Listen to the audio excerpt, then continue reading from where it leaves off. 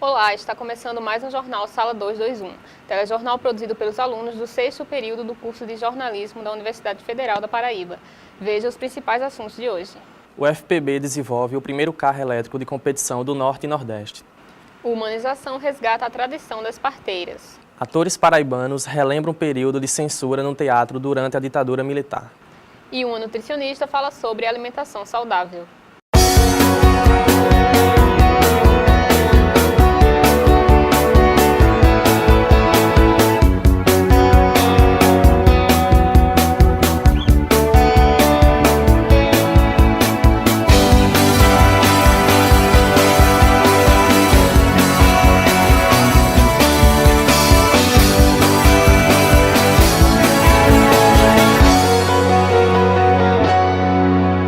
Estudantes de engenharia da UFPB estão unidos em um projeto para colocar em prática um sonho, construir do zero um carro elétrico de competição.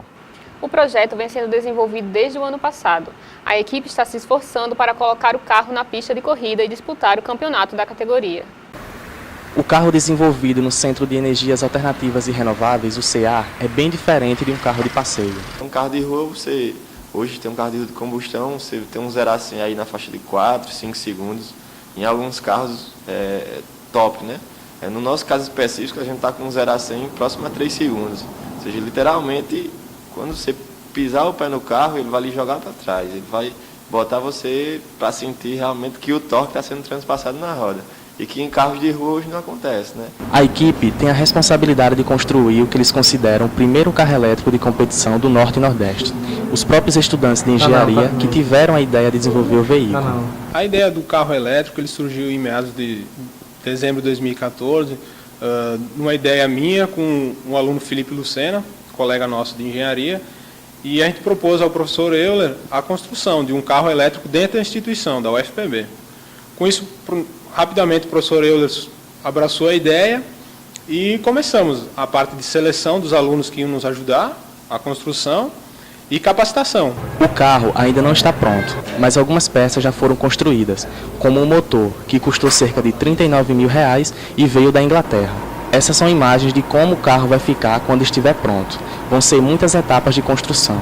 As etapas de construção do nosso protótipo, tudo começa ali na parte de benchmark, brainstorming, que é onde nós vamos analisar o que as outras equipes estão fazendo e com base nisso tomar as decisões de onde nossa equipe quer chegar. Após essas escolhas, a gente vai para a parte de validação de projeto. Você dimensiona um determinado componente, valida ele.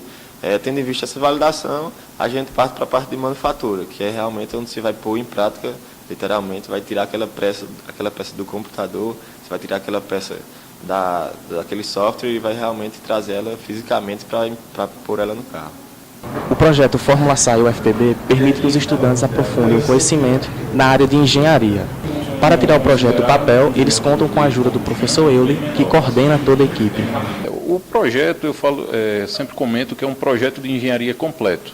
Os alunos eles vão ter que gerenciar tempo, vão ter que gerenciar recursos, vão ter que ter a capacidade técnica para resolver e implantar os subsistemas que compõem um veículo elétrico. Então é um projeto complexo, mas que os alunos conseguem realmente colocar na prática os conhecimentos vistos de sala de aula e interagir entre si, porque é um projeto também multidisciplinar. Eu tenho alunos de engenharia elétrica, engenharia mecânica, engenharia de produção, mídias digitais, administração. Então toda essa mistura faz uma simulação do ambiente de trabalho que esses alunos vão encontrar uma vez que formados. O carro elétrico atinge 120 km por hora em apenas 4 segundos. Com esse desempenho, a equipe conseguiu o 9º lugar numa competição nacional no ano passado. Este ano, eles pretendem alcançar um resultado ainda melhor. Esse ano vai ser diferente, com certeza. A gente tem convicção plena que vai levar o carro. E assim, nós, ao contrário de algumas universidades no país, que visam apenas a construir um carro elétrico que anda e não tem aquele desempenho considerado top, aquele desempenho para fazer realmente um pódio, mas está levando um carro elétrico. Nós não. Nós, se vamos fazer bem feito. Vamos fazer um carro para pôr o Nordeste no topo do pódio. A intenção não é vamos disputar, não, de forma alguma. Vamos disputar. Mas a gente não está se contentando só com isso, vamos disputar mais pelo primeiro lugar. Mesmo com bom desempenho em 2016, a equipe tem dificuldades para encontrar patrocínio que banque os custos de desenvolvimento do carro e a viagem para Piracicaba, em São Paulo. Estas são imagens da Fórmula SAI Brasil. Os estudantes querem participar desta competição nacional entre universidades que acontece em novembro, mas, para isso, eles precisam buscar recursos. A solução foi lançar uma vaquinha na internet. Querendo ou não, nós não estamos levando só o nome da UFPB, o nome da Paraíba, a gente está levando o nome do Nordeste todinho, a gente está representando o Nordeste. Está indo para a competição para mostrar que aqui no Nordeste a gente pode fazer carro de alto desempenho, pode sim. Pode fazer carro de desempenho elétrico? Pode também. Mas vamos fazer um carro de alto desempenho, vamos além. A gente conta com você para tornar esse sonho realidade.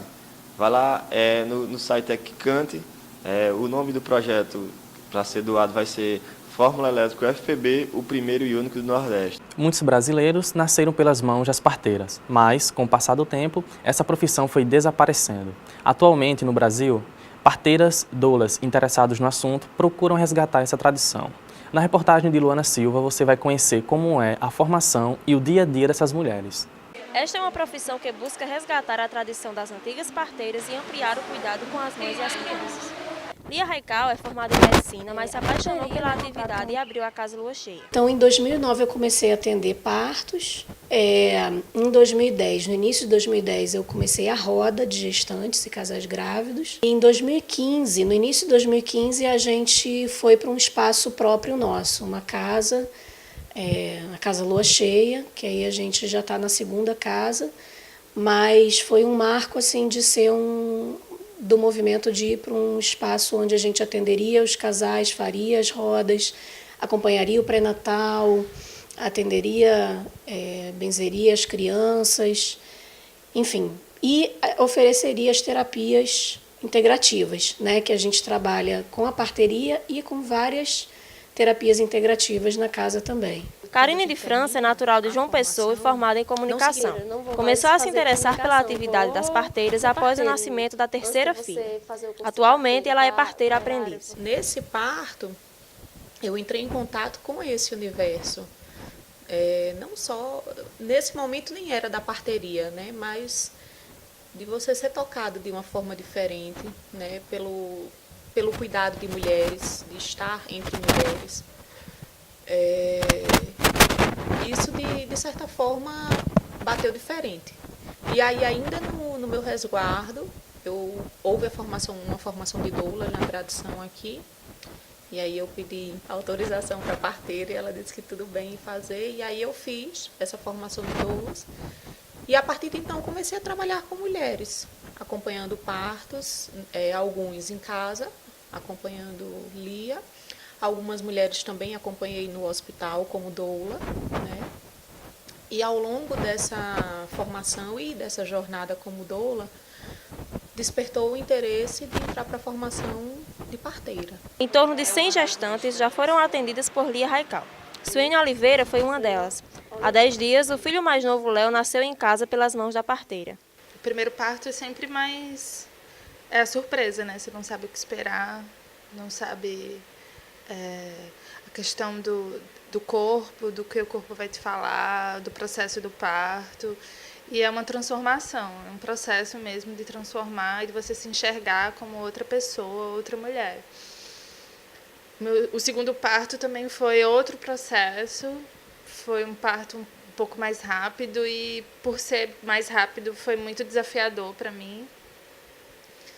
E foi um momento da minha vida também que me despertou várias sensações. O parto em si me trouxe várias coisas, me proporcionou várias coisas e foi um processo de cura. O parto natural oferece muitos benefícios físicos e psicológicos para a gestante e o bebê. Mas, segundo dados da Organização Mundial da Saúde, a maioria das crianças no Brasil nasce por cesariana. Tem muito a ver com questões culturais e com essa questão que a gente estava falando da mudança do parto deixar de ser um evento da família, acompanhado por uma parteira, e passar a ser um evento de riscos, controlado pela equipe médica. Toda terça-feira, às 19 horas, acontecem rodas de conversa com casais gestantes. Estes encontros são realizados em toda a América Latina pelas parteiras da tradição. Você vai ver a seguir uma reportagem sobre o período de censura no teatro paraibano durante a ditadura militar.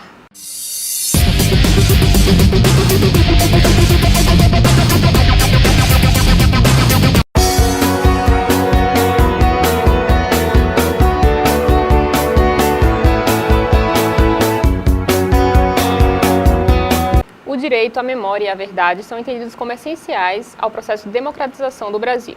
Durante o regime militar, diversos segmentos da sociedade sofreram com a censura e a repressão, entre eles o teatro. Nós conversamos com 2 ícones da dramaturgia paraibana e uma pesquisadora para saber como foram os 21 anos de ditadura nos palcos. Você confere na reportagem de Marcela Machado. Alarico Correia Neto, jornalista, dramaturgo e professor. Fernando Teixeira, ator, dramaturgo e diretor. 2 nomes do teatro paraibano que viveram a arte em plena ditadura militar no Brasil. O caminho entre a montagem de um espetáculo e o abrir das cortinas nunca foi tão demorado. A cara do povo do jeito que ela é, uma homenagem a Paulo Pontes. Nós escrevemos e apresentamos, produzimos e apresentamos no ano seguinte à morte dele. Ele morreu em 76 e nós estreamos essa peça aqui em João Pessoa em 77. E quando o texto tinha que ir para a censura, né, tinha uma pessoa que fazia a produção executiva, chegou para mim e disse: a censura, o departamento de censura proibiu a peça, lá cortou um bocado de coisa, só você tem que ir lá falar com o chefe da censura. O chefe da censura era o Dr. Pedro Fernandes. O Rogério tinha um problema e a gente teve que brigar também muito para apresentar o Rogério. Que o Rogério contava a história de um ditador, né? Uma pessoa que é assim, radicalmente contra os ditadores, uma pessoa bem esquerda, bem doido, que inventa uma revolta e toma o poder e começa a matar todos os opositores, né? Começa o mesmo ciclo, a mesma coisa. E aí eles não gostavam também do Rogério, eles não gostavam de nada, eles queriam só aquela coisa da água com açúcar. Mas a gente estava sempre fazendo, burlando sempre.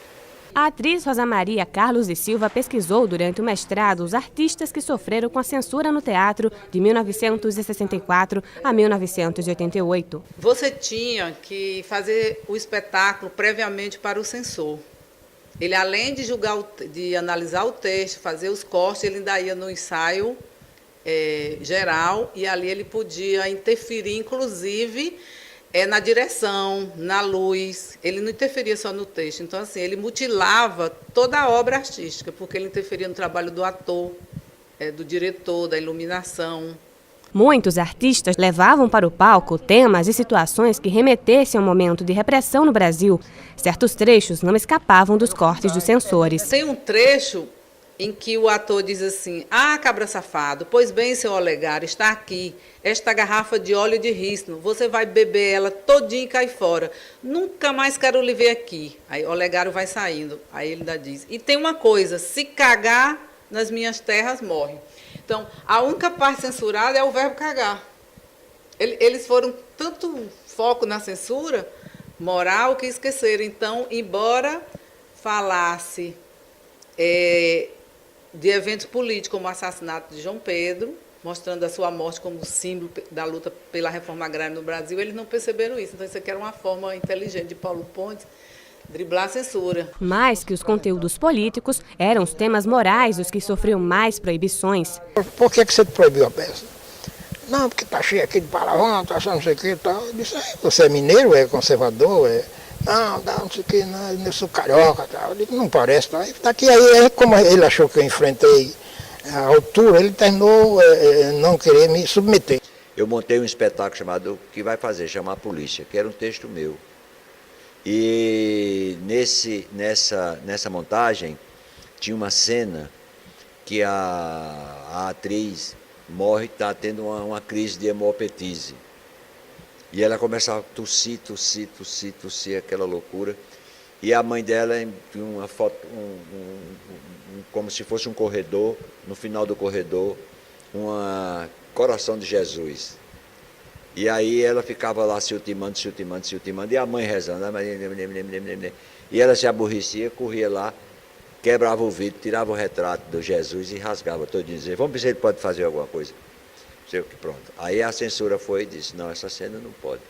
Na pesquisa, Rosa Maria fez um levantamento da quantidade de assuntos censurados. As temáticas mais censuradas foram as categorias censórias moral e política. Então, na categoria moral, você vê uma prevalência maior, né? São aqueles textos em que o censor ele corta porque ele diz que ofende a moral, os bons costumes, ofende a família. E na categoria política são os textos que o censor entende que fazia crítica ao governo da época, né? Que fazia crítica ao governo militar, que eles achavam que tinha conotação política. Mesmo com a censura imposta, atores e diretores estrelavam os espetáculos, despistando os olhares controladores do regime militar. Qualquer coisa, e a gente driblava muito a censura, com eufemismo, né? A gente colocava uma coisa querendo dizer outra, então era muito difícil, era muito intelectualizado o texto teatral que se construiu nessa época. Era só conversa mesmo, era isso, era de você usar uma pessoa influente para dizer não. O teatro sempre resistiu à censura, né? Em todos os tempos. Os artistas, atrizes, os atores, eles se mobilizavam desde sempre no Rio de Janeiro, com greves do teatro, em São Paulo, eles fizeram passeatas, teve a campanha contra a censura. E o coronel, chefe da censura, no Festival de Brasília, de 1968, ele mandou um recado para os artistas, ele disse: ou vocês mudam ou vocês acabam. Mas o teatro não acabou. Então, o teatro foi essa forma de resistência. Uma forma de resistir também era quando o espetáculo ele não era apresentado nos teatros. Ele saía dos teatros e ia para outros espaços, como na Paraíba você tem o caso de Cantata para Lagamar, que já se sabia que se mandasse aquele espetáculo para a censura não passaria. Ele foi apresentado na igreja e a polícia cercou a igreja na apresentação. Então, os artistas sempre enfrentaram de peito aberto com a sua arte, com a sua obra. Ter uma alimentação equilibrada é um dos principais fatores para quem quer uma vida saudável. Nós entrevistamos a nutricionista Daniela Gomes para saber quais tipos de alimentos não podem faltar na rotina de quem busca uma dieta balanceada. Qual a importância de ter bons hábitos alimentares? Ter bons hábitos alimentares é importante para o bem viver, né? Assim, se a gente está pensando na nossa saúde, em ter uma vida longa e uma vida de qualidade, a gente precisa também ter bons hábitos alimentares. Que doenças podem surgir pela escolha errada de certos alimentos? Olha, a nutrição é uma ciência muito nova. Assim, muitas coisas a gente ainda está caminhando nas descobertas, mas hoje o que a gente pode dizer é que, basicamente, a alimentação está relacionada às doenças crônicas não transmissíveis, que são, em outras palavras, né, bem conhecidas, hipertensão e diabetes. E além da obesidade, que é uma doença, né? A gente precisa dizer que a obesidade é uma doença. E para além disso, existem as comorbidades dessas doenças. Por exemplo, a obesidade pode levar à hipertensão e à diabetes. E hoje, uma das doenças que mais matam no Brasil são as doenças cardiovasculares. E as doenças cardiovasculares têm total ligação com a alimentação, né? Tem total ligação com sedentarismo, com estresse, mas também com o aumento de peso e com os hábitos alimentares muito inadequados de hoje em dia, né? Os fast foods, as comidas com muito teor de sal e muito teor de gordura. Normalmente fazemos 3 refeições por dia. Quais tipos de alimentos não podem faltar em cada refeição? O ideal não é nem que a gente faça 3 refeições ao dia, né? Essa frase ficou bem conhecida quando Lula assumiu o governo e ele disse, né? Se no final do meu mandato todos os brasileiros tiverem pelo menos 3 refeições ao dia, eu fico feliz. Ok, mas assim, ainda não é o ideal. O ideal é que pelo menos a cada 3 horas a gente se alimente, né? Café da manhã, lanche, almoço, lanche, jantar, pelo menos, né? Então seriam 5 refeições. E assim, a gente divide os alimentos em macronutrientes e micronutrientes. Os macronutrientes são proteína, lipídios e carboidrato. Então, todas as refeições têm que ter esses 3 macronutrientes. E os micronutrientes, né, são as vitaminas e minerais. Aí não dá para a gente elencar todos, porque são muitos, mas a dica para que as refeições sejam ricas, né, nesses micronutrientes é que elas sejam o mais variado possível, assim. variação de frutas e legumes, inclusive diferenciando cores, né? Diversificando cores, vai fazer com que a gente consiga obter esses micronutrientes que a gente precisa, além dos macro, né, que devem estar em todas as refeições. De quais nutrientes o organismo humano precisa para funcionar bem? Precisa dos micronutrientes, é uma variedade de vitaminas e minerais. Então, ferro, vitamina A, vitamina B, magnésio, é uma diversidade de vitaminas e minerais. E aí não dá para a gente ficar escolhendo, vou comer isso porque isso tem magnésio, vou comer isso porque a gente não come assim, né? A gente não come nutrientes, a gente come alimentos. A dica para que a gente consuma, né, alimentos ricos em todos os micronutrientes que a gente precisa é diversificar. Na tentativa de emagrecer, muitas pessoas recorrem a dietas malucas. Quais os perigos de entrar nessas dietas? Então, o maior risco é de você ter ou uma hipernutrição de algo, né? Ou uma hipo. Isso o que é que significa? Pode ser que com essas dietas malucas, ou você deixe de adquirir uma ingestão adequada de determinado macronutriente, como por exemplo carboidrato, né? Hoje tem umas dietas que as pessoas valorizam a proteína, então é uma dieta muito rica em proteína, em carne, né? E aí acaba tendo deficiência desses outros de outro macronutriente, como por exemplo o carboidrato. Aí um exemplo, o que é que a falta de carboidrato faz? O carboidrato é a nossa maior fonte de energia, né? Então, além de ele ser a fonte primeira de energia, ele também tem total influência no nosso humor. Então, às vezes, uma pessoa que tem uma dieta hiperproteica, né, e hipoglicídica, que é o que a gente fala, fica de mau humor, né? Aí, qual é o risco? Isso é o risco da escassez. E o risco da hiperproteína, por exemplo, pode acarretar o funcionamento dos rins. O que acontece hoje é que muitas pessoas... Isso está na moda, né? Está na moda, como vocês mesmos falaram, tem dietas da moda. E o que acontece? Todo mundo é entendido um pouco. Só que existe um profissional de nutrição, né, que passou 4 anos na graduação, que estudou a fisiologia do corpo humano, né, que estudou todos os alimentos e sabe o que é que os alimentos causam no corpo humano. Como hoje tem muita gente curiosa no assunto, que é bom, né, por um lado, porque as pessoas estão se interessando mais por uma alimentação saudável, é ruim por outro, porque as pessoas acham que não necessitam de orientações profissionais, né? E o que é que isso pode causar? Pode danificar algum órgão seu, né? Pode, a longo prazo, causar sérios problemas de saúde. Um dos casos mais graves que eu vejo é isso, assim. E, na verdade, o maior perigo, inclusive, eu acho que recentemente saiu uma portaria que diz que para a venda de suplementos alimentares é preciso a prescrição médica ou de nutricionista.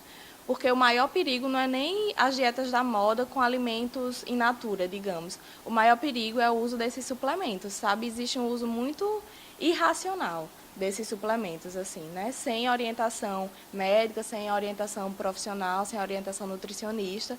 E isso pode, sim, acarretar vários danos à saúde, inclusive danificando órgãos, assim. Uma coisa muito séria que pode acontecer, por exemplo, é a insuficiência renal, né? Porque uma vez que a gente acarreta, faz os nossos rins trabalharem muito, os rins, o fígado, enfim, né? Trabalharem muito em função de uma ingestão muito alta de um determinado macronutriente, né? Ele pode chegar, inclusive, à insuficiência renal. E a insuficiência renal, né, é uma coisa muito séria, que pode levar a pessoa à hemodiálise ou até a necessidade de um transplante de rim, né? É muito grave isso. Os vegetarianos e veganos evitam comer carne. Qual a consequência da ausência dessa proteína para o organismo e como pode ser feita a substituição sem prejuízos? Então, a nossa fonte de proteína única não é a carne, né? Na verdade, todos os derivados também são fonte de proteína. Por exemplo, o ovo, o leite, o queijo, tudo isso é fonte rica de proteína, é o que a gente fala, né? Rica porque tem muita proteína. Mas não é a única, assim. A gente tem outras fontes de proteína, os cereais e as leguminosas, como feijão, ervilha, lentilha, arroz integral, tudo isso também tem proteína. Então, se um vegetariano tem uma orientação adequada, ele pode ter a sua ingestão de proteína adequada sem precisar de carne. Um outro grande problema das dietas vegetarianas, na verdade, é a deficiência de alimentos que possam fornecer ferro. porque a nossa maior fonte de ferro biológica, né, a fonte de ferro mais disponível é o ferro animal. Porque na alimentação a gente tem 2 tipos de ferro, né, o ferro animal e o ferro vegetal, que vem das proteínas animais, né, dos alimentos animais ou dos alimentos vegetais. Acontece que esse da carne é o que a gente melhor absorve mais rápido, que é o que a gente diz que é mais biodisponível, né? Então, quando a pessoa não ingere carne, ela corre o risco de ter uma anemia por não estar ingerindo a quantidade de ferro suficiente. Mas, em contrapartida, a gente também tem o ferro vegetal, que, fazendo algumas combinações, ele pode ser tão biodisponível quanto o animal. Por exemplo, nos vegetais, a nossa maior fonte de ferro são os folhosos verdes escuros, né? Como couve-folha, como espinafre. E ingerindo esse alimento associado a alguma fonte de vitamina C, como suco de laranja, suco de acerola, a união, né, da ingestão desses 2 micronutrientes vai fazer com que o nosso organismo aproveite melhor. Então, tem como você ser vegetariano e não ter deficiência nenhuma, né, nem de micronutrientes, nem de macronutrientes. Agora, precisa realmente ter bastante cuidado, né, ter orientação, ler bastante, ter curiosidade e, se possível, procurar o auxílio de um nutricionista também. O Nordeste e a Paraíba têm alimentos típicos da região. Quais são eles e como podem ser agregados na dieta? Então, começando pela segunda pergunta, como podem ser agregados na dieta? Agregados, assim, não é preciso tirar ou retirar algum alimento regional. Na verdade, é importante que a gente consuma o alimento regional, né? Uma, porque a alimentação é cultura também, né? Então a gente não tem como dissociar, né? Não tem como dizer, para ter uma alimentação saudável eu não posso comer nada daqui do Nordeste, nada de cuscuz, nada de queijo coalho, nada de carne de sol. Não, ao contrário. É importante que a gente consuma os alimentos regionais, até uma por essa preservação da cultura, né? Porque a alimentação também é cultura, preservação da cultura alimentar, e outra pela digamos, fomento ao comércio, né, local dos alimentos regionais. Assim. Então, não tem como agregar ou desagregar, faz parte, né? É possível ter uma alimentação saudável, é possível até fazer dieta, incluindo todos os alimentos regionais que existem, né? E quais são os daqui? É diferente também, porque a Paraíba, o Nordeste, né? O Nordeste é composto de diversos estados e mesmo dentro do mesmo estado a gente já tem diferenças culturais, né? De alimentos. Por exemplo, lá no sertão da Paraíba a gente encontra, por exemplo, o munguzá salgado, né? Aqui no litoral a gente não encontra. Outra coisa é o arroz de leite, é bem comum lá no sertão né, do Nordeste, nas cidades do sertão. No litoral já não é tão comum. Então a gente tem vários, né? Tem a pamonha, que é mais, em alguns estados está mais presente, os alimentos de milho, na verdade, né? Pamonha, canjica, milho, que é mais comum em períodos festivos, né? De festa junina, mas em outros estados não, tem sempre. Uma coisa muito comum que as pessoas acham que não podem comer se estiver fazendo dieta, ou que não é saudável, é o cuscuz. Mentira, né? O cuscuz é super saudável, assim. Agora, claro, é muito calórico, então não dá para comer meia cuscuzeira, né, de cuscuz se você quiser emagrecer ou se você quiser manter um peso adequado. Tem que, né, regrar a quantidade. Mas é isso. O que é que a gente tem mais? O baião de 2, né? Ah, não, porque carne de charque não pode. Numa quantidade adequada, pode sim. Claro que a gente não vai comer carne de charque, né? Que é fritura, cheia de sal todos os dias. Não. Mas de vez em quando pode. Até a próxima edição.